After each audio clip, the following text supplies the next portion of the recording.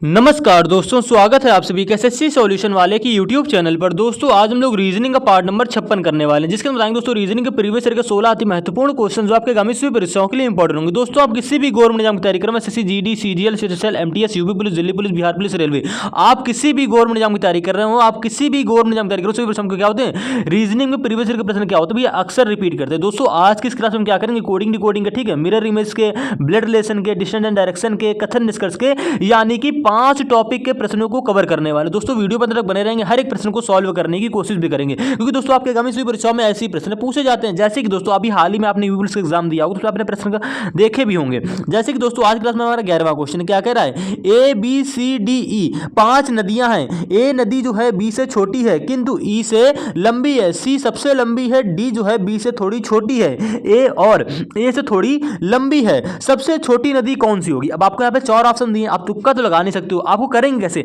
आपको जब इसका कॉन्सेप्ट पता होगा, आप इसकी प्रैक्टिस करोगे, एक दो बार इस क्वेश्चन को सॉल्व करोगे, तब आप इसी प्रकार से जितने भी क्वेश्चन आएंगे आप कर लोगे आसानी से, ठीक है। सेम इसी प्रकार से जैसे दोस्तों क्वेश्चन नंबर 7वां है, क्या कह रहा है, उस शब्द को चुनिए जो अन्य से भिन्न है। अब देखिए अन्य से भिन्न यानी दोस्तों विषम शब्द का चुनिए वाले क्वेश्चन भाई एग्जाम में बहुत पूछे जा रहे हैं इसमें, ठीक है। संख्या से रिलेटेड, शब्दों से रिलेटेड और लेटर से रिलेटेड 3 प्रकार के क्वेश्चन होते हैं दोस्तों, ठीक है, विषम वाले।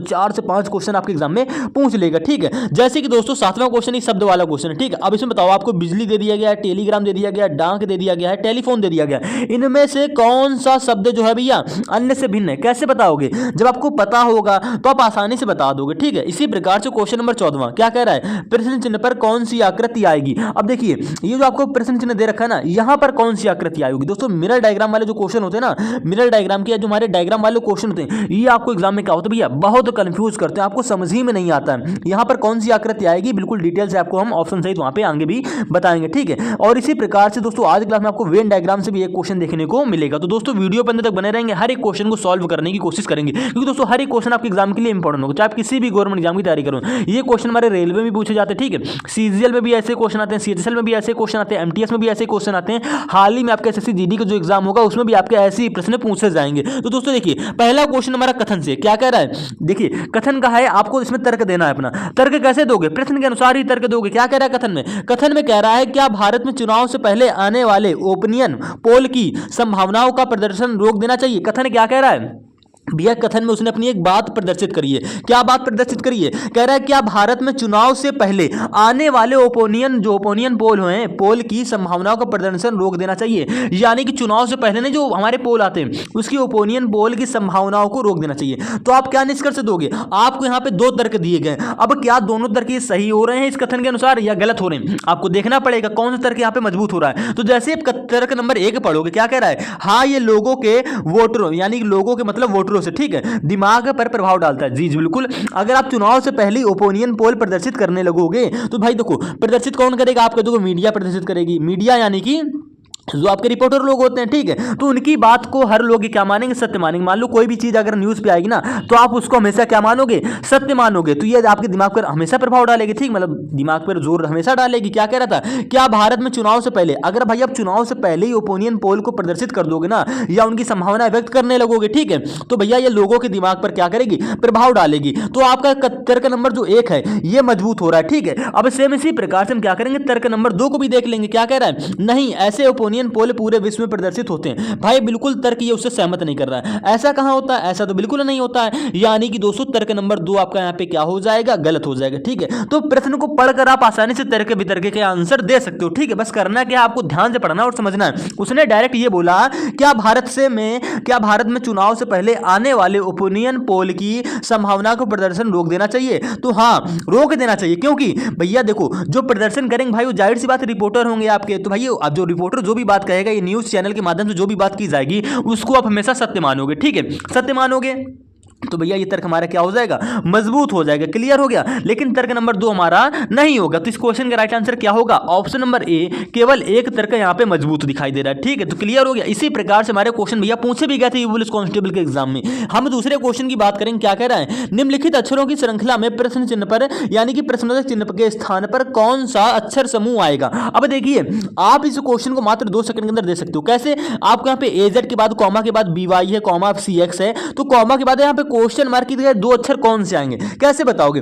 सबसे पहले हम आपको देखो थोड़ा सा कॉन्सेप्ट देंगे हर एक टाइप का प्रश्न करने के लिए। देखिए आप चाहे कोडिंग डिकोडिंग का अक्षरों से अक्षर वाला क्वेश्चन कर रहे हो, या लेटर सीरीज का क्वेश्चन कर रहे हो, या कोडिंग डिकोडिंग का देखो जिसमें अक्षरों से कोड हमारा अक्षरों बनता है, या लेटर एनालॉजी का क्वेश्चन करो, इन सभी प्रश्नों में भैया आपको क्या होनी चाहिए, अगर आपको हर एक टाइप का प्रश्न अपने मन से करना है तो मेरे भाई A to Z की प्लेस वैल्यू याद कर लो। ठीक है, क्लियर हो गया? A to Z की प्लेस वैल्यू याद कर लो, अपोजिट अक्षर याद कर लो, और आपको वॉवेल पता होना चाहिए और कॉन्सोनेंट के बारे में पता होना चाहिए। ठीक है, इतनी चीजें मेरे भाई पता होंगी ना तो आपको वीडियो देखने की जरूरत नहीं है। आपको कोई भी क्वेश्चन होगा जिसमें आपका अक्षरों से कोड अक्षर बन रहा होगा वो आप आसानी से बना सकते हो। ठीक है, चाहे भैया वो लेटर सीरीज हो, या कोडिंग डिकोडिंग हो, या लेटर एनालॉजी हो। क्लियर हो गया बात? अब देखो इस क्वेश्चन में क्या हो रहा है, हमने कहा अपोजिट अक्षर, आपने ध्यान से देखा ए का अपोजिट अक्षर क्या होता है दोस्तों, Z होता है। यहाँ पे B का अपोजिट अक्षर Y दे रखा है, यहाँ पे C का अपोजिट अक्षर दोस्तों X दे रखा है। अगर हमें क्वेश्चन मार्क का पहला अक्षर पता चल रहा है, अगर हमको पहला पता चल जाएगा तो दूसरा उसका अक्षर क्या होगा, आप कह दो उसका अपोजिट हो जाएगा पहले वाले अक्षर का। देखो यहाँ पे A से Z बन रहा है, आप जानते हो A का अपोजिट क्या होता है दोस्तों, Z होता है। यहाँ पे देखो B से Y हो गया,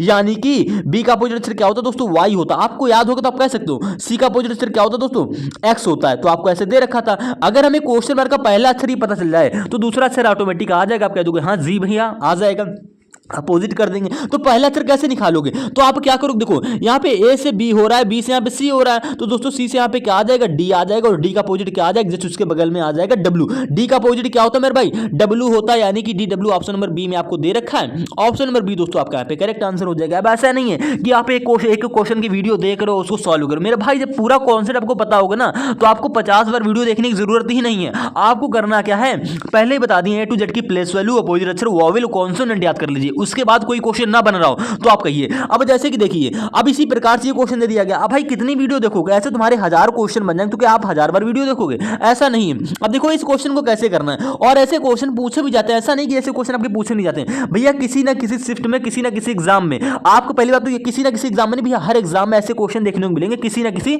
शिफ्ट में। ठीक है, अब बात करते हैं क्वेश्चन नंबर 3 की। निम्नलिखित अक्षरों की श्रृंखला में प्रश्नवाचक चिन्ह के स्थान पर नीचे दिए गए विकल्पों में से कौन सा अक्षर आएगा। अब मेरे भाई ये बताओ, अब देखो अब क्या आप इसका कॉन्सेप्ट सीखने बैठोगे। हमने क्या कहा आपसे, A to Z की प्लेस वैल्यू याद कर लो, अपोजिट अक्षर याद कर लो, वॉवेल याद कर लो, और कॉन्सोनेंट याद कर लो। उसके बाद कोई लॉजिक लग रहा तो आप बताइए, उसके बाद कोई लॉजिक नहीं लगने वाला है। ठीक है, देखिए कैसे करेंगे क्वेश्चन को। इस क्वेश्चन को करने के हमारे पास 2 मेथड है। अगर हम पहले मेथड की बात करते हैं तो देखो y से v कैसे बन रहा है, तो आप कह दोगे कि y के पीछे क्या आता दोस्तों, y के पीछे हमारा w आता है, 1 मिनट, y के पीछे w, 1 मिनट, y के पीछे क्या आता भैया, y के पीछे हमारा x आता है, x के पीछे क्या आता है, w आता है, w के पीछे क्या आता है, v आता है। यानी कि भैया y से आपका v कैसे बन रहा है, तो आप कह दोगे -3 हो रहा है। कितना पीछे गए, 1 2 3, -3 पीछे ही तो गए। आप कह दोगे जी हाँ भैया बिल्कुल। अब बताओ इसमें कितना टाइम आपका वेस्ट हुआ ऐसे देखने में, क्योंकि भाई देखो अगर आपसे बोलता है y के बाद क्या, तो आप आसानी से बता दोगे z आता है। लेकिन अगर जस्ट पीछे वाले अक्षर पूछेगा ना आप कंफ्यूज हो जाओगे भैया, तो क्वेश्चन के 90% चांस बढ़ जाते हैं गलत होने के।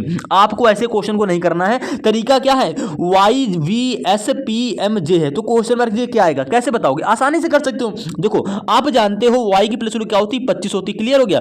v की प्लेस वैल्यू क्या होती है दोस्तों, 22 होती है। s की प्लेस वैल्यू क्या होती है, 19 होती है। p की प्लेस वैल्यू आपकी 16 होती है।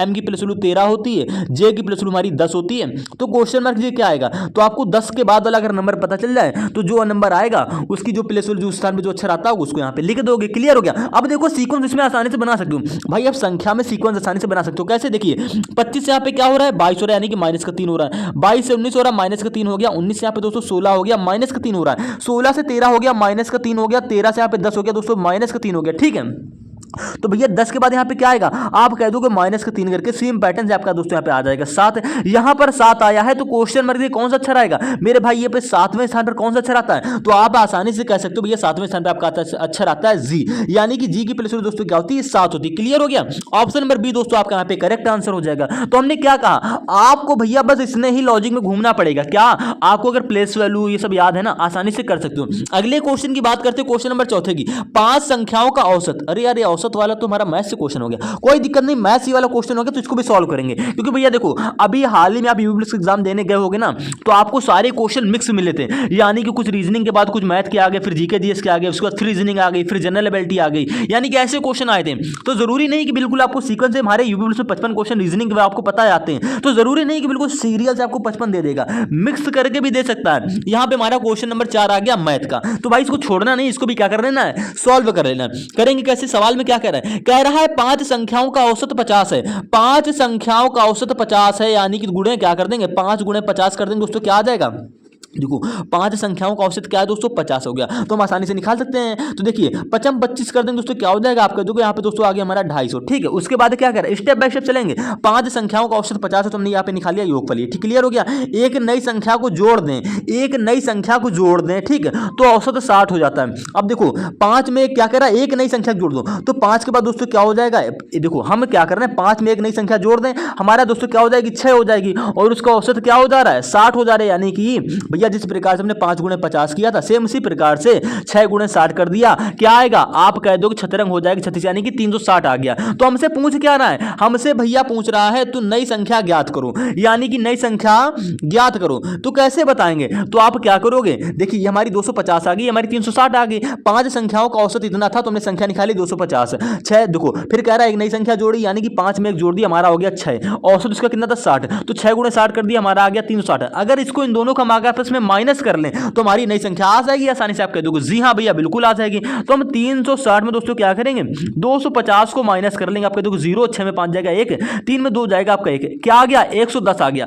आपको किस ऑप्शन में 110 दिख रहा है, आप कह दोगे ऑप्शन नंबर डी में, हमको ऑप्शन नंबर 4 में 110 दिख रहा है, यानी कि ऑप्शन नंबर 4 दोस्तों आपका यहाँ पे करेक्ट आंसर हो जाएगा। नई संख्या क्या होगी आपकी दोस्तों, 110 हो जाएगी। तो ऐसे क्वेश्चन आप सॉल्व करोगे, ठीक है, बिल्कुल बेसिक से क्वेश्चन था, और मैथ में दोस्तों हमारे बेसिक से क्वेश्चन अधिकतर आपको देखने को मिलेंगे। अगर आप पुलिस कांस्टेबल की तैयारी करो या जीडी की तैयारी करो, थोड़े से हाई लेवल के क्वेश्चन होते हैं जो हमारे सिंपल इंटरेस्ट, कंपाउंड इंटरेस्ट उनके, तो उनकी वीडियो आपको जल्दी देखने को मिलेगी, उसको भी स्टार्ट, मैथ को भी बहुत जल्दी स्टार्ट करेंगे। पहले आप थोड़ा रीजनिंग का कॉन्सेप्ट समझो मेरे भाई, 50 वीडियो आपको रीजनिंग की देखने की जरूरत नहीं है। अब देखो यहाँ पे क्या हो रहा है, देखिए कह रहा है किसी सांकेतिक भाषा में ओरल, यानी कि मेरे भाई ORAL, ओरल का कोड क्या है दोस्तों, 3196 लिखा जाता है। कैसे लिखा गया है हमको तो पता नहीं है, लेकिन हमको इतना जानते हैं कि हमारा कोड क्या बन रहा है, अक्षरों से बन रहा है, अंकों में। मेरे भाई जब भी आपका कोड अक्षरों से अंकों में बने ना, कोडिंग में हमेशा उसकी प्लेस वैल्यू से बनेगा, उसकी प्लेस वैल्यू से बनेगा। अब कैसे बनेगा, क्या क्या तरीका लगते हैं वो आपको हम बता रहे हैं, ठीक है, क्लियर हो गया। पूरा कॉन्सेप्ट एक ही सवाल में आपको दे देंगे, जिससे आप क्या करो, आगे के जो भी हमारे सवाल पूछे जाएं आसानी से कर लो, जिसमें आपका कोड क्या बने, अक्षरों से अंकों में बने। क्लियर है।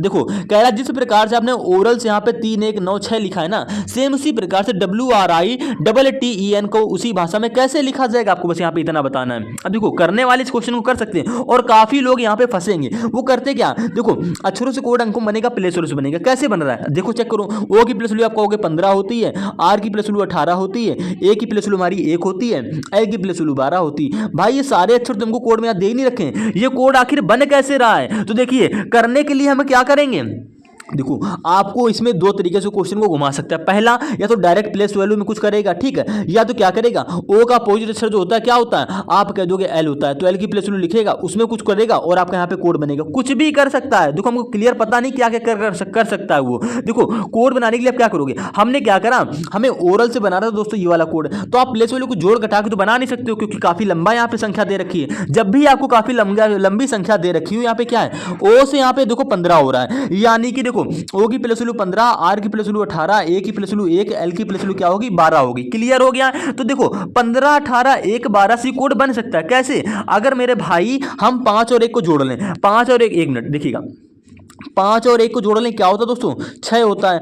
8 और 1 को जोड़ लें क्या हो गया 9 हो गया। एक में कुछ जोड़ोगे नहीं, क्यों, जहां पर दो संख्याएं हो रही ना, यानी कि जहां पे 2 अंक हो रहे हैं, 2 अंक को हम क्या करेंगे एक अंक में कन्वर्ट करने के लिए उनको आपस में जोड़ देंगे। तो 5 1 6 हो गया, 8 1 9 हो गया, यहाँ पे 1 लिख दिया, 1 1 क्या हो गया दोस्तों, ये 2 और 1 क्या हो गया 3 हो गया। आप कह दोगे 6 9 1 3 बन गया, 6 9 1 3 आपको यहाँ पे दे रखा है। अंक तो मैच हो रहे हैं, लेकिन क्या कर रहा है 6 9 1 3 यहाँ पे दे रखा 3 1 9 6, यानी यानी कि भैया जो कोड आया है उसमें लास्ट में लगा रहा है क्रॉस मेथड 6913 से। भैया 3196 कैसे बना है? तो देखो 6 को लास्ट में ले गया, 3 को आगे ले आया, ठीक है, 9 को ऐसे रखा है और 1 को इधर ले आया, यानी कि आपको कॉन्सेप्ट इसमें क्या लगा है? तो आप कह दोगे उसने ओरल की प्लेस वैल्यू लिखी जिसमें 2-2 अंक थे, उनको जोड़ दिया आपस में और हमने एक अंक में कन्वर्ट कर लिया, उसके बाद क्रॉस मेथड ऐसे लगा दिया उसने और हमारा कोड बन गया 3196। क्लियर हो गया? कॉन्सेप्ट समझ गए? इसी प्रकार से दोस्तों आपको WRITT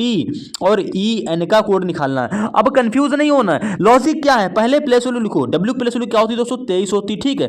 R की प्लेस वैल्यू हमारी 18 होती है, I की प्लेस वैल्यू 9 होती है, T की प्लेस वैल्यू 20 होती है, फिर से T है, फिर से 20 लिख लो, E की प्लेस वैल्यू 5 होती है, N की प्लेस वैल्यू क्या होती है दोस्तों? 14 होती है। क्लियर हो गया? आप कह दोगे जी हाँ भैया। अब करना क्या है? जहां पे 2 अंक हो रहे हैं उनको अंकों को आपस में जोड़ लो। 2 3 1 क्या हो जाएगा? 5 हो जाएगा। 8 1 क्या हो जाएगा दोस्तों? 9 हो जाएगा। यहाँ पे एक अंक है तो इसको ऐसे लिख देंगे। ये 2 में 0 जोड़ोगे क्या आ जाएगा? आप कह दोगे 2 में हम 0 ऐड करेंगे तो भैया 2 आ जाएगा। यहाँ पे 2 के बाद 0 यानी कि 20 है। 2 के यहाँ पे 2 अंक हैं, 2 और 0 जोड़ोगे तो क्या आएगा भैया? 2 ही तो आएगा। यहाँ पे 5 है तो 5 लिख दो। यहाँ पे 4 1 क्या हो जाएगा? 5 हो जाएगा। क्लियर हो गया? ये आ गया। इसके बाद क्रॉस मेथड लगानी है। अब देखो कंफ्यूज नहीं होना क्रॉस मेथड लगाने में। यहाँ पे क्रॉस मेथड आपकी ऐसे लगेगी। कैसे भैया? ये देखो 5 आपका यहाँ पे देखो सबसे लास्ट में जाएगा, ठीक है। उसके बाद ये पीछे वाला 5 आपका सबसे आगे आ जाएगा। उसके बाद भैया 9 आएगा यहाँ पे लास्ट में, ठीक है, लास्ट से दूसरे में। देखिए जगह नहीं यहाँ पे देखिएगा, यहाँ पे दूसरे पे आ गया। ये 5 आपका कहाँ जाएगा? यहाँ पे शुरुआत से दूसरे में आ जाएगा। उसके बाद ये 9 आपका ऐसे आ जाएगा, ठीक है, और ये 2 दोस्तों आपका यहाँ पर आ जाएगा। उसके बाद बचा बीच में ही 2, तो इसको आप ऐसे ही यहाँ पे लिख दोगे। तो 55 22 भैया, 55 22 99 5 भैया, 55 22 यहाँ पे 95 हमको चाहिए 99, यानी कि ऑप्शन नंबर ए गलत हो गया। 55 22 यहाँ पे 29 ए भी गलत हो गया। 55 22 ठीक है, 55 22 99 5 है। 55 22 99 5 दोस्तों आपको ऑप्शन नंबर डी में ही देखने को सिर्फ मिल रहा है। तो ऑप्शन नंबर डी दोस्तों आपका यहाँ पे करेक्ट आंसर हो जाएगा। कुछ करना था? कुछ भी नहीं। कॉन्सेप्ट क्या लगा फिर से समझ लो। इसकी प्लेस वैल्यू को आपने लिख लिया जिसमें 2-2 अंक थे, उनको जोड़ के एक अंक में कन्वर्ट कर लिया। उसके बाद ऐसे ऐसे क्रॉस मेथड लगा के ये कोड आपका बन गया। सेम पैटर्न जिसका कोड आसानी से बन जाएगा, ठीक है। तो किसी भी प्रकार से क्वेश्चन को पूछ सकता। अब आप कह दोगे ये लॉजिक मेरे माइंड में आएगा कैसे? भैया जब भी आपका अक्षरों से कोड अंकों बनेगा उसकी प्लेस वैल्यू से बनेगा। अब आपको 2 तरीके वहां पे लग सकते हैं। पहला, या तो कुछ अपोजिट असर करेगा या तो कुछ इसके अंकों में कुछ गड़बड़ करेगा डायरेक्ट प्लेस वैल्यू में से। तो आपको ध्यान रखना है, क्रॉस मेथड का भी लॉजिक क्या करना है, माइंड में लेकर चलना है। अगले क्वेश्चन की बात करते हैं, क्वेश्चन नंबर 6वें की। 5 लड़के ए बी सी डी ए ई एक वृत्त में केंद्र की ओर मुंह करके बैठे हैं। ए का मुंह दक्षिण पश्चिम की ओर है। भैया लो, यहां पर काम बढ़ गया आपका। कह रहा जो ए का मुंह है, पहली बात तो भैया वृत्ताकार केंद्र है। वृत्ताकार देखो क्या कह रहे, वृत्त में केंद्र की ओर मुख करके बैठे हैं, ठीक है। केंद्र की ओर मुख करके बैठे भैया, केंद्र हमारा बीच में होगा, सबका मुख इधर होगा, लेकिन वो देख कहां रहा है? ए का मुंह दक्षिण पश्चिम की ओर है। अब भैया लो, आपको काफी लोगों के यहाँ पे दक्षिण पश्चिम पता ही नहीं होगा। दक्षिण पश्चिम पता करने के लिए भैया थोड़ी दिशा का ज्ञान होना चाहिए। ये आपका होता है पूरब, ये दोस्तों आपका पश्चिम होता है, ऊपर की ओर दोस्तों उत्तर होता है, नीचे की ओर दोस्तों आपका क्या होता है? दक्षिण होता है। क्लियर हो गया? दक्षिण पश्चिम क्या होगा? आप कह दोगे पश्चिम और दक्षिण के बीच का स्थान ये हो जाएगा, हो जाएगा आपका क्या? दक्षिण पश्चिम। तो क्या कह रहा है? ए का मुंह दक्षिण पश्चिम की ओर है, यानी कि हम क्या करेंगे? सिंपल से भैया यहाँ पे आप दिशा वाला थोड़ा सा डायग्राम बना लोगे। क्लियर हो गया? उसके बाद क्या करोगे? देखो ऐसा करने से आप क्वेश्चन को आसानी से कर लोगे। ए का मुंह है दक्षिण पश्चिम की ओर है मेरे भाई। जब ए को आप यहां बैठा लोगे ना, तभी तो उसका मुख ऐसे दक्षिण पश्चिम की ओर जाएगा, क्योंकि देखिए ये आपका हो गया पूरब, ठीक है, ये आपका हो गया दोस्तों पश्चिम, ऊपर की ओर दोस्तों क्या हो गया? उत्तर हो गया, नीचे की ओर हो गया आपका दक्षिण। क्लियर है? आप कह दोगे जी हाँ भैया बिल्कुल ये क्लियर है हमारा यहाँ पे। तो ए वाला व्यक्ति जब हमारा यहाँ पर होगा तभी तो उसका मुख दक्षिण पश्चिम की ओर ऐसे होगा। आप कह दोगे हाँ क्लियर है, तो हमारा ए वाला व्यक्ति यहाँ पर बैठ जाएगा। ठीक है, आगे बढ़ते हैं। डी का मुंह दक्षिण पूर्व दिशा की ओर है। भैया दक्षिण पूर्व किधर है? आप कह दोगे ये रही हमारी दक्षिण पूर्व, ये वाला स्थान, ठीक है। तो डी का मुंह किधर है? दक्षिण पूर्व की ओर है, यानी कि ऐसे होना चाहिए। तो कहां बैठा लोगे? तो आप कह दोगे भैया हम डी को यहां पर बैठा लेंगे, तभी उसका मुख दक्षिण पूर्व की ओर ऐसे जाएगा। क्लियर है? यानी कि डी का स्थान भी हमारा दोस्तों यहां पर क्लियर हो जाएगा। ठीक है, इसके बाद क्या करोगे? इसके बाद मेरे भाई हम क्या करते हैं, देखिएगा हमने बना लिया ऐसे दक्षिण पश्चिम को बना दे रहा, तो आपको क्लियर रहेगा। ठीक है, ये दक्षिण पश्चिम हो गया, तो आपका डी और ए का स्थान क्लियर हो गया। उसके बाद हमने पढ़ा बी और ई क्रमशः ए और डी के ठीक सामने है। देखिएगा ध्यान से पढ़ेंगे, बस आपको यहीं पे दिक्कत देगा। दिक्कत क्या दे रहा है? कह रहा है बी और जो ई है वो ए और डी के ठीक सामने है। सामने का मतलब भैया देखिए सामने का मतलब क्या, सामने का मतलब मेरे भाई देखो एक सामने कहाँ जाएगा, यहाँ पर ऐसे आ जाएगा, ठीक है। आप कहीं भी बैठा लो, देखो तो एक सामने क्या कह रहा है भैया, देखो बी और ई जो है ए और डी के ठीक है सामने, तो एक सामने कौन आएगा, आप कह दोगे बी आ जाएगा, तो मेरे भाई बी ऐसे बैठ जाएगा।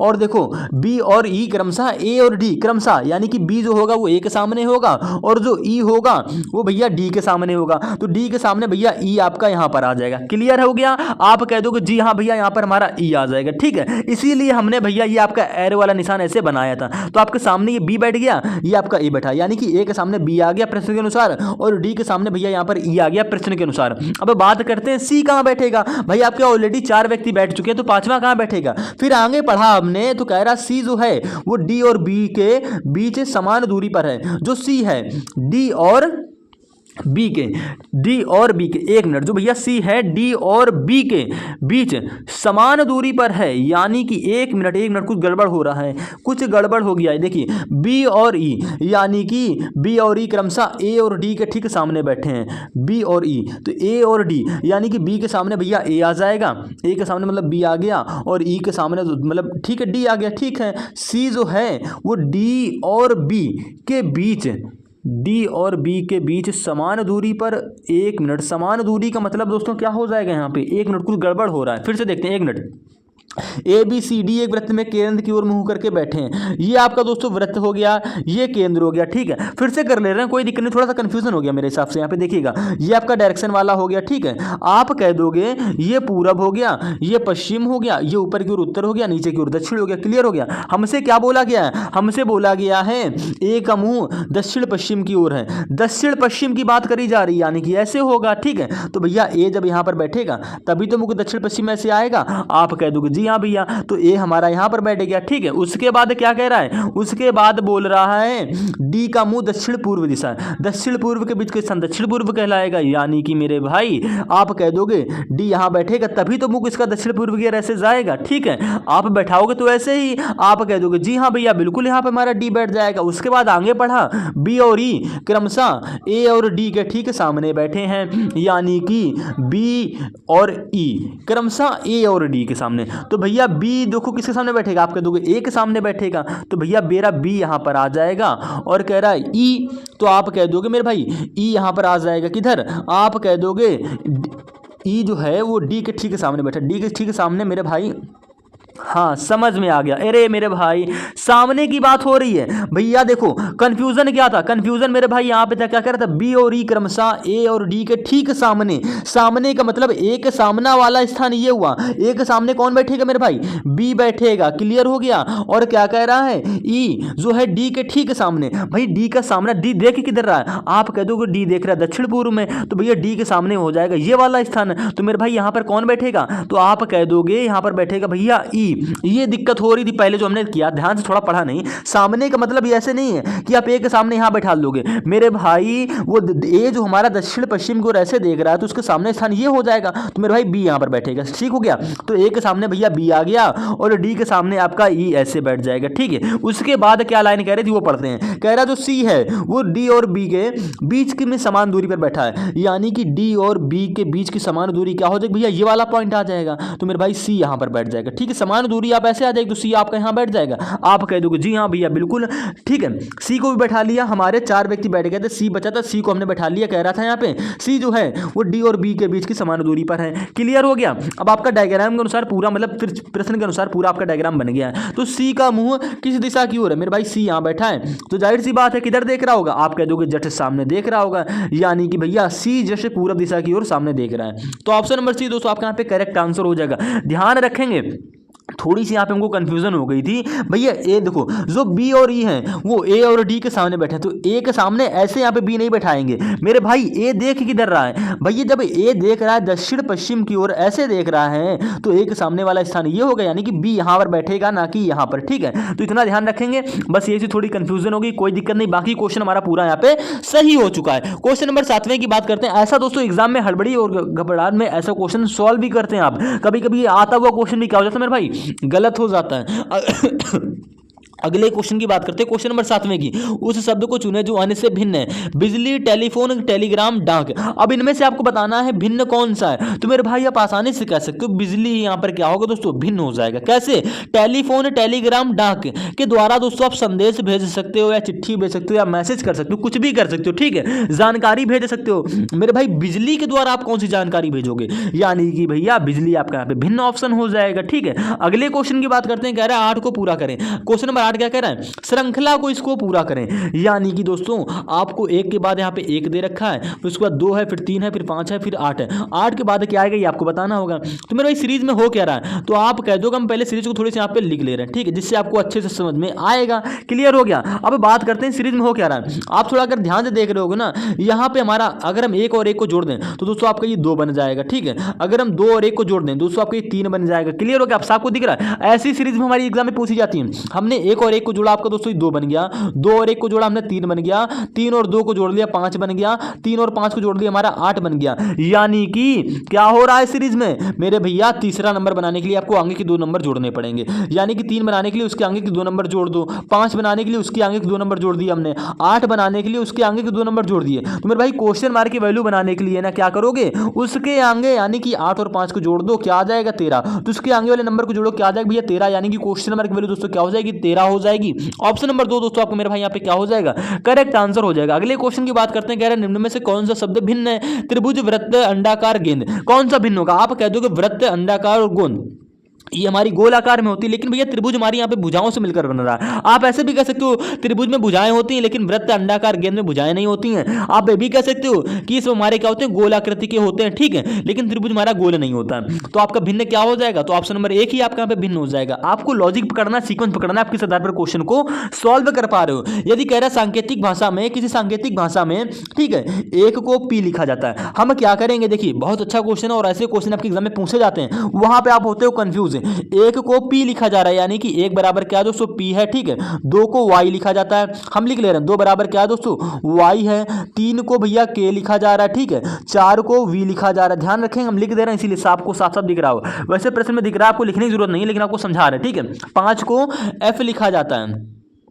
5 को क्या लिखा जाता है, आप कह दो कि 5 को F लिख रहा है, वो 6 को L लिख रहा है, ठीक है। 6 को L लिख रहा है, तो 7 को क्या लिख रहा है भैया, 7 को S लिख रहा है, यानी कि 7 को S लिख रहा है, और 8 को H लिख रहा है, और क्या कह रहा है 9 को भैया क्या लिख रहा है, N लिख रहा है। तो आपसे क्या कह रहा है, आपसे कह रहा है भैया 3 9 1 6 4 को क्या लिखेंगे, यानी कि 3 9 1 6 4 को क्या लिखेंगे। मेरे भाई कुछ भी नहीं करना है, कुछ भी नहीं करना। सबसे पहले क्या है 3 है, 3 को लिखा गया के, आप कह दो कि 3 के नीचे के लिख देंगे। उसके बाद क्या देखो यहाँ पे अंक 9 है, 9 को लिखा गया दोस्तों आपको यहाँ पे n, आपने n लिख लिया। उसके बाद क्या है 1 है, 1 को क्या लिखा जा रहा है, आप कह दोगे 1 को यहाँ पे लिखा था उसने p, तो हम भी 1 के नीचे यहाँ पे लिख देंगे दोस्तों p। क्लियर हो गया है। अगर आपको सही जवाब चाहिए तो आप कह दोगे KNP आपको सिर्फ 2 ऑप्शन में मिल रहा है, ठीक है। इसी प्रकार से देखो यहाँ पे 6 है, 6 को यहाँ पे लिखा गया था L, आपने यहाँ पे L लिख लिया। यहाँ पे 4 है, 4 पे लिखा गया था V, आपने यहाँ पे 4 को V लिख लिया। तो KNPLV, तो भैया KNP यहाँ पे VL है, यानी कि गलत हो गया। KNPLV आपका ऑप्शन नंबर ए दोस्तों जो होगा यहाँ पे क्या हो जाएगा, करेक्ट आंसर हो जाएगा। कुछ करना था प्रश्न में, कुछ भी नहीं करना था, और ऐसे ही प्रश्न भाई पूछ लिए जाते हैं, वहां पे आपको कंफ्यूज नहीं होना।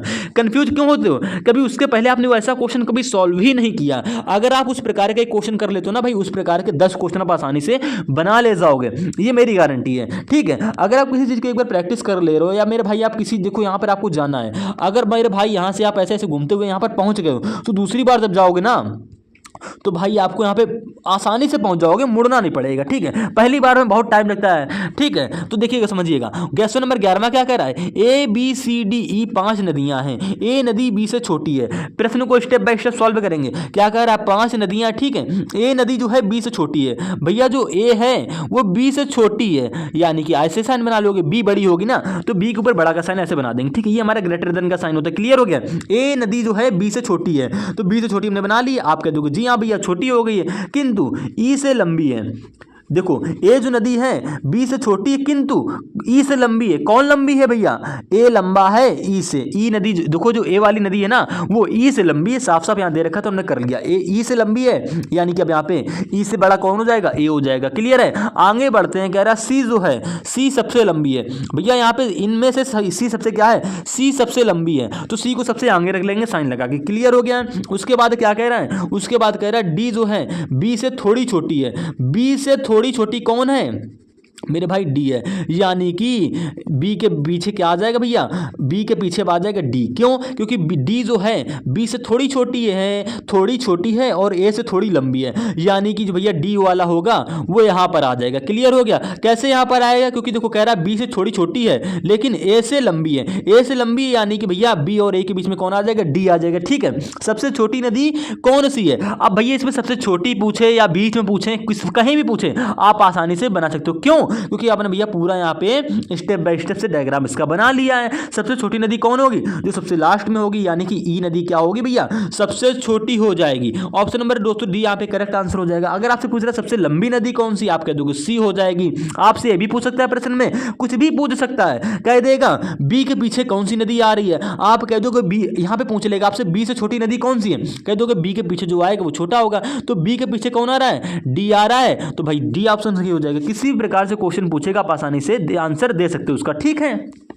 अगले क्वेश्चन की बात करते हैं। कह रहा है यदि 0 1 3 को .9 को ABCDJ के रूप में लिखा जाता है, ठीक है, तो मान ज्ञात कीजिए। मान ज्ञात कीजिए। देखिए अब इस प्रकार के क्वेश्चन भैया यूपीएससी में आपको देखने को मिलेंगे। क्या कह रहा है? 0 ठीक है 1 2 3 4 5 6 ठीक 7 8 9 क्या लिखा जा रहा है? तो आपको यहाँ पे बोल रहा है ABC ठीक है D E, उसके बाद क्या है? F है, उसके बाद G है, उसके बाद H है, फिर I है, उसके बाद J है। ये लिखा गया है। मान ज्ञात कीजिए। कैसे मान बताओगे भैया? आप प्रश्न में सब कुछ दे रखा है, आपको अपनी बुद्धि का प्रयोग यहाँ पर नहीं करना है। आपको ये सब चीजें प्रश्न में दे रखी थी, आपको समीकरण भी प्रश्न में दे रखा है, आपको बस थोड़ी सी आपको पेन उठाना है और सॉल्व करना है। यहाँ पे DC है तो कैसे लिखोगे? आप कह दोगे D पे 3 है, यहाँ पे C पे 2 है, मतलब D के ऊपर कौन सा अंक है? आप कह दोगे 3 है। ठीक है? उसके बाद C है, यहाँ पे देखो C के ऊपर कौन है? 2 है, आपने यहाँ पे लिख दिया। अब इसको गुणे का साइन बीच में नहीं लगाना है। यहाँ पे DC लिखा है तो मेरे भाई ये दोनों अंक मिलकर क्या हो जाएंगे?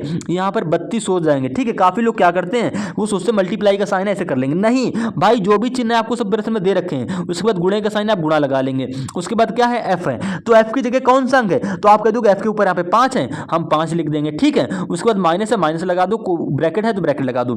BF तो भैया B के ऊपर 1 है, हमने 1 लिख दिया। उसके बाद देखो B के बाद क्या है? F है, F के ऊपर क्या है? 5 है, आपने यहाँ पे ऐसे 5 लिख दिया तो आपका ये बन गया 15, माइनस है, माइनस लगा दिया। अब देखो D है तो D के ऊपर यहाँ पे क्या आ रहा है? 3 आ रहा है, आप कह दो हमने यहाँ पे 3 लिख लिया। क्लियर है? ब्रैकेट बंद कर लिया। ये आपका गुण x नहीं, यहाँ पे गुणे का साइन है। ठीक है? उसके बाद क्या है? D है, तो भैया D के ऊपर क्या है? 3 है, आपने फिर से 3 लिख लिया। आपकी मेहनत हो गई यहाँ पर खत्म। बस आपको क्या करना है? क्वेश्चन को सॉल्व कर लेना है बॉड मॉस के नियम से। अब भैया बॉड मॉस के नियम यहाँ पे क्यों प्रयोग हो रहा है? क्योंकि भैया आपको देखो बॉड मॉस के नियम से नहीं करोगे तो भैया ये क्वेश्चन सॉल्व ही नहीं कर पाओगे। सबसे पहले क्या हल करोगे? ब्रैकेट, फिर ऑफ, फिर भाग, फिर गुणा, फिर जोड़, फिर घटाना। सबसे पहले ब्रैकेट 15 में से 3 घटाओगे क्योंकि ब्रैकेट के अंदर है, तो क्या आएगा मेरे भाई? 12 आ जाएगा। गुणे 3 आपका ऐसे रहेगा। ठीक है? -5 गुणे 32। क्लियर है? उसके बाद क्या करेंगे? गुणा करेंगे। अब देखो गुणा कैसे करेंगे, ये भी कंफ्यूजन वाला क्वेश्चन है। देखो 5 देखो गुणा करेंगे यानी कि 5 में 32 गुणा करो, क्या आएगा? 5 दूनी 10 हो गया, 5 15 16 हो गया, 160 आ गया। माइनस है, माइनस लगा दिया। 12 था दोस्तों क्या होता है? 36 होता है। 160 में 36 घटाओ, कितना बचेगा? आप कह दोगे, घटा लीजिए, तो आप कह दोगे 10 में 6 जाएगा 4 बचेगा, इधर 5 में 3 जाएगा 2 बचेगा 1, यानी कि दोस्तों आपका क्या आ गया? 124 आ गया। ठीक है? अब आप अचंभित में ये हो जाओगे कि 124 हमको आंसर में दे नहीं रखा है, तो आंसर क्या होगा मेरे भाई? 124 आया है तो देखो ए के ऊपर क्या है? आप कह दोगे 1 है यहाँ पर, तो भैया यहाँ पे 1 के नीचे क्या लिखा है? B लिखा है, तो भैया आप भी यहाँ पे 1 के नीचे B लिख लो। उसके बाद क्या है? 2 के नीचे C लिखा है C, आप यहाँ पे C लिख लो। 4 है, 4 के नीचे यहाँ पे लिखा है E, तो आप 4 के नीचे दोस्तों यहाँ पे क्या लिख लोगे? E लिख लोगे। तो BCE, तो भैया BCE आपको ऑप्शन नंबर 4 में तो दे रखा है BCE। कैसे पता किया भैया? लास्ट में जो हमारे 3 अंकों की भी संख्या आई ना उसको अक्षरों में कन्वर्ट कर देना है। इसको देख के अनुसार देखते ही देख कर, यानी कि देखो यहाँ पे एक था, एक के नीचे यहाँ पे बी था, तुमने बी लिख लिया, उसके नीचे दो था, दो के नीचे यहाँ पे सी था, तुमने सी लिख दिया, ठीक है। उसके बाद क्या था यहाँ पे देखो चार था, चार के नीचे ई है, तुम्हारा बन गया यहाँ पे बी सी ई। ऑप्शन नंबर 4 दोस्तों यहाँ पे करेक्ट आंसर हो जाएगा। तो क्वेश्चन को ध्यान से समझना है और पैटर्न को भी। क्वेश्चन नंबर 13 की बात करते हैं कि प्रश्न चिन्ह के स्थान पर क्या आएगा। मिसिंग नंबर का क्वेश्चन है दोस्तों, ठीक है। ये जो प्रश्न चिन्ह यहाँ पे दे रखा है, यहाँ पर क्या आएगा। आप क्या करते हैं यहाँ पे 70% लोग भैया इसको क्वेश्चन को छोड़ने की कोशिश करते हैं। भाई छोड़ना बिल्कुल नहीं है, इस क्वेश्चन को भी करना है। क्वेश्चन का पैटर्न समझो। आप कह दोगे ये जो संख्या बीच में दे रखी ना, आप कह दोगे इनसे में कुछ मतलब ही नहीं है। यहाँ पे देखो ये बड़ी संख्या जो आपको दे रखी 12, 24, 30, 15, उसके बाद 21 बाहर है, यहाँ पे 12 बाहर है, यहाँ पे 8 है, यहाँ बाहर क्वेश्चन मार्क है। यानी कि कैसे करोगे मेरे भाई, अगर थोड़ा ध्यान देखोगे, अगर हम 4 और 6 की गुणा करा दें तो आपके 24 बन जाएगा। क्लियर हो गया। आप कह दोगे जी हाँ भैया बिल्कुल। आकृति को पहले देखो, आपको यहाँ की वैल्यू चाहिए ना, तो देखिए अगर हम 6 और 5 गुणा करा दें आपका 30 बन गया, ठीक है। इसी प्रकार से आप 3 और 5 गुणा करा रहे हो, आपका ये 15 बन जा रहा है। और सेम इसी पैटर्न के आधार पर आप क्या करो 4 और 3 गुणा करा रहे हो तो आपको दोस्तों ये 12 बन गया है। क्या हुआ सवाल में, जो वर्ग मतलब इसके अंदर आकृति के अंदर जो संख्याएं लिखी ना उनकी हम गुणा करा रहे हैं और आपकी बाहर वाली संख्याएं बनती हुई चली जा रही हैं। तो सेम पैटर्न आपका इसमें भी लगेगा, यानी कि 3 और 4 की गुणा कराओगे तो ये 12 भी बन रहा है, इसमें 4 और 2 की गुणा कराओगे दोस्तों आपका ये 8 बन रहा है, इसमें 7 गुणे 2 कराओगे क्या आएगा, यहाँ पे गुणा कराओगे तुम्हारा बनेगा 14। आपको 14 बी में दे रखा है, यानी कि ये ऑप्शन आपको दोस्तों करेक्ट आंसर हो जाएगा। सेम पैटर्न से बनाया ना भैया, ठीक है। और इसी प्रकार से देखो 21 कैसे बन रहा है, तो हम 7 और 3 की गुणा कराने पर हमारा 21 बनाना चाहिए और आपका बन भी रखा है और यहाँ पे मिल भी रहा है। तो आपका पैटर्न समझ गए क्या हो रहा है, कुछ भी लॉजिक नहीं था भाई मेरे, बस गुणा करा रहा था। 4 छंग 24, यहाँ पे 24 दे दिया गया, 5 छक्का 30, यहाँ पे 30 दे दिया, 3 बजे 15, 15 यहाँ पे आपको दे दिया गया, 4 3 12, आपको 12 दे दिया गया। तो क्या सेम पैटर्न से भाई 4 3 12 आपको 12 लिख दिया, 4 दूनी 8, 8 लिख दिया, 7 दूनी 14। ऑप्शन नंबर बी यहाँ पे करेक्ट आंसर हो गया, कुछ करना ही नहीं था। अगर हम इसी प्रकार से 14वें प्रश्न की बात करते हैं, पहला देखिए अब आपको करना क्या होता है, यहां पे भी आपको कंफ्यूजन रहता है क्या भैया। देखो जिस प्रकार से आपकी इस आकृति से ये वाली आकृति बन रही है, जैसे हम नंबर लॉजिक का क्वेश्चन करते हो भैया 8 से यहाँ पे जिस प्रकार से आपको 16 बन रहा है ना, तो सेम उसी प्रकार से 9 से यहाँ पे क्या बनेगा आपको ये बता देते हैं। तो सेम भैया वही पैटर्न है, आपकी इस आकृति जिस प्रकार से ये वाली आकृति बनी रही ना, तो सेम उसी जिस प्रकार से अपने पीछे वाली आकृति बन रही ना, अब उसी प्रकार से आपको इस वाली आकृति से ये वाली आकृति बनानी है। कैसे बनेगी, आपको 4 आकृतियां दे देगा, बताओ देख के। तो देखिए मेरे भाई यहाँ पे क्या हुआ है, यहाँ पे देखिए आप एक प्रकार से कह दोगे भैया मिरर डायग्राम का क्वेश्चन बन गया, नहीं समझ रहे हो। देखिएगा हमको मिरर से कोई लेना देना नहीं है, हम क्या करेंगे आकृति को ध्यान से देखेंगे। इसमें क्या हो गया, देखो ये आकृति ऐसे थी, आपका एरो ऐसे आ रहा है, ठीक है। तो इधर क्या हो गया, इधर यहाँ पर कैसे बना है, इधर जस्ट पलट गया है, ठीक है। यानी कि भैया यहाँ पर जो आकृति थी उसको पलटा के यहाँ पर लिख दिया, बना दिया गया, ठीक है। यानी कि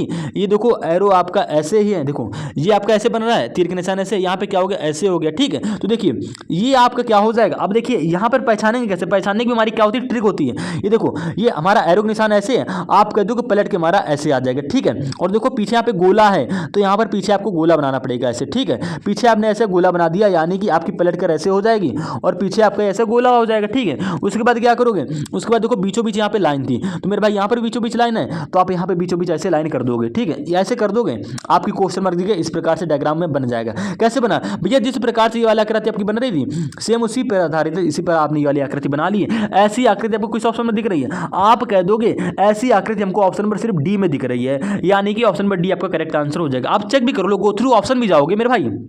देखो अब हमारा डी तो यहाँ पे करेक्ट आंसर हो गया। यहाँ पे एरो ऐसे था मेरे भाई, इधर आएगा तो एरो ऐसे बनेगा, तो ऐसा एरो आपको सिर्फ ऑप्शन नंबर डी में दे रखा है और किस में दे रखा है, ए में दे रखा है, ठीक है। लेकिन मेरे भाई यहाँ पर देखो लास्ट में यहाँ पे गोला था, आपको लास्ट में गोला बनाना पड़ेगा, तो यहाँ पर गोला दे रखा है, इस वाले में हमको गोला नहीं दे रखा है, यानी कि सब आपके गलत हो जाएंगे, ठीक है। क्वेश्चन को पहचानने की कोशिश किया करो कैसे हमारा क्वेश्चन सॉल्व हो रहा है। अगर हम दोस्तों 15वें क्वेश्चन की बात करते हैं, क्या कह रहा है यहाँ पे, देखिए सेम पिछला वाला क्वेश्चन है, जिस प्रकार से आपकी इस वाली आकृति बन रही ना, सेम उसी पैटर्न पर आप ये वाली आकृति बना लोगे। तो कैसे बनाएंगे, अब काफी लोगों को यहाँ पे भैया कंफ्यूज नहीं होना है, कंफ्यूज क्यों नहीं है ना, आपको समझा रहे हैं। देखिएगा यहाँ पे आपकी कितनी भुजाएं समझने के लिए, देखिए यहाँ पर आपकी 1 2 3 4 भुजाएं, यहाँ पर कितनी भुजाएं हो रही हैं 1 2 3 4 5 6, आप भुजाओं को भी गिन सकते हैं, ठीक है। यहाँ पे क्या हो गई 1 2 3 4 से यहाँ पे 4 भुजाएं हैं, यहाँ पे दोस्तों 4 और 2 आपकी 6 भुजाएं होंगी, ठीक है। तो यहाँ पर क्या हो रहा है, यहाँ पर 1 2 3 4 5, यहाँ पर 5 भुजाएं हैं, तो यहाँ पर कितनी आएंगी, आप कह दो कि 5 में 2 बढ़कर यहाँ पे होनी चाहिए 7 भुजाएं। 7 भुजाएं देखो किस आकृति में है, आपने पैटर्न पकड़ा है, ठीक है ये वाला। आप कह दोगे किसमें 7 हो रही हैं। तो मेरे भाई देखिएगा, अगर देखिए 1 मिनट, 1 2 ठीक 3, उसके बाद ये 4, उसके बाद ये 5, उसके बाद ये 6, उसको 7 8 ज़्यादा हो गई यहाँ पर। हमें चाहिए क्या, आपको यहाँ पे बिल्कुल भी कंफ्यूज नहीं होना है। तो आप क्या करेंगे, आपको कुछ नहीं, देखो भुजाएं मत गिनो, भुजाएं गिनो तो बहुत टाइम जाएगा और आपको भुजाओं से क्वेश्चन सॉल्व भी नहीं होगा। आप देखो इस जो वर्ग है ना, इसके अंदर क्या कर दिया उसने, 2 विकर्ण डाल दिया ऐसे, तो भैया ये पंचभुज है। तो यहाँ पे क्या करोगे आप, ऐसे वाली आकृति ऐसे बन जाएगी आपकी, ठीक है। आप कह दोगे हमारी ये आकृति ऐसे बन जाएगी, उसके बाद क्या करोगे, 1 मिनट, आपको तो कुछ समझना है यहाँ पे क्या है, हम समझाते देखिएगा।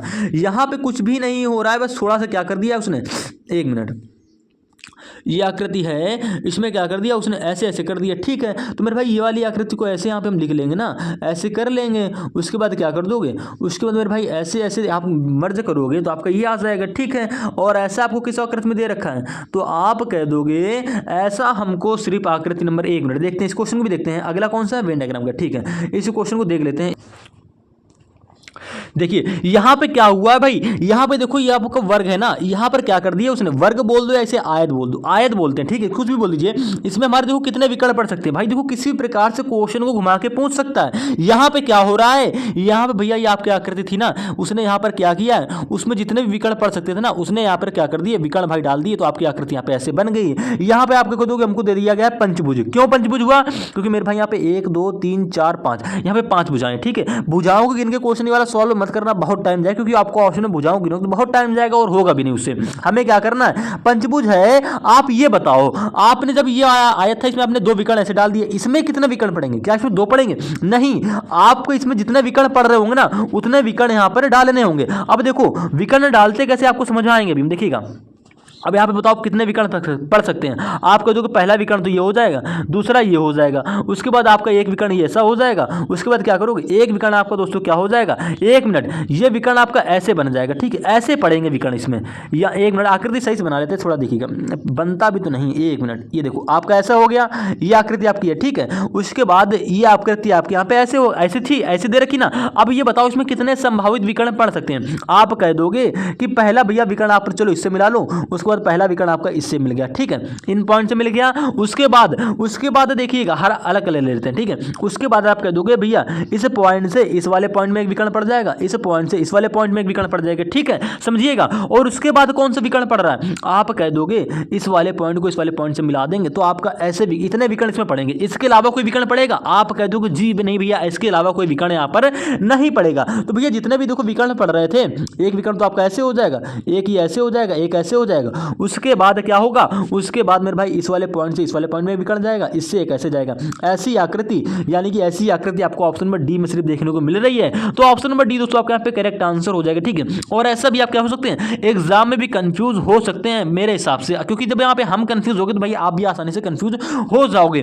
तो क्वेश्चन को एक बार समझ लो, ठीक है, कि क्या हो रहा है, किस किस प्रकार से क्वेश्चन हम सॉल्व करते हैं और किस किस प्रकार से आप क्वेश्चन सॉल्व कर चुके हैं। क्योंकि मेरे भाई जो चीज़ आप कर चुके हो ना, वो चीज़ आपकी माइंड में हमेशा क्या होती है भाई, बस जाती है या हमेशा रहती है, ठीक है। अब इसी प्रकार से 16वें क्वेश्चन की बात करते हैं। कह रहा है सही वेन आरेख का चुनाव कीजिए, यानी कि पेंसिल, रबर और स्टेशनरी के बीच में कैसा वेन डायग्राम बनेगा। तो दोस्तों आप कह दोगे स्टेशनरी के अंतर्गत क्या आती है, आप कह दोगे स्टेशनरी के अंतर्गत ही सभी वस्तुएं आती हैं, लेकिन स्टेशनरी के अंतर्गत तो आती हैं, लेकिन भैया पेंसिल अलग होता है तो पेंसिल अलग हो जाएगा, रबर आपका अलग होता है तो रबर आपका अलग हो जाएगा, ठीक है। तो आपका ऐसा वेन डायग्राम बनेगा, ये आपका पी फॉर पेंसिल हो गया, ये आर फॉर आपका रबर हो गया, ठीक है। आपका ऐसा वेन डायग्राम बनेगा। ऐसा सिर्फ आपको ऑप्शन नंबर डी में दोस्तों, सॉरी सी में देखने को मिल रहा है ना, यानी कि ऑप्शन नंबर सी दोस्तों आपका क्या हो जाएगा, यहाँ पे करेक्ट आंसर हो जाएगा। तो उम्मीद है दोस्तों आज क्लास में आप सभी के सभी प्रश्नों को आसानी से समझ गए। कोई भी दिक्कत लगे या थोड़ी सी जो भी गड़बड़ होगी उसके लिए आपको हमसे माफी चाहेंगे, ठीक है, क्योंकि थोड़ी सी भाई मिस्टेक हमारी इस वाले डायरेक्शन वाले क्वेश्चन में होगी थी। यहाँ पर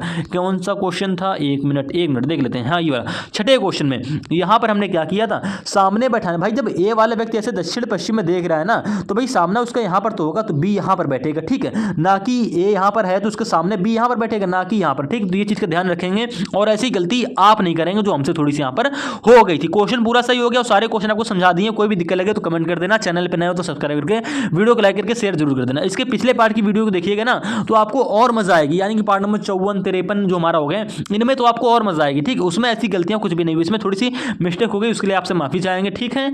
चैनल पर नए हो तो सब्सक्राइब जरूर करके वीडियो को लाइक करके शेयर जरूर कर देना और नीचे डिस्क्रिप्शन में आपको टेलीग्राम का लिंक दिया गया है, उससे भी जाके जरूर जुड़ जाएं।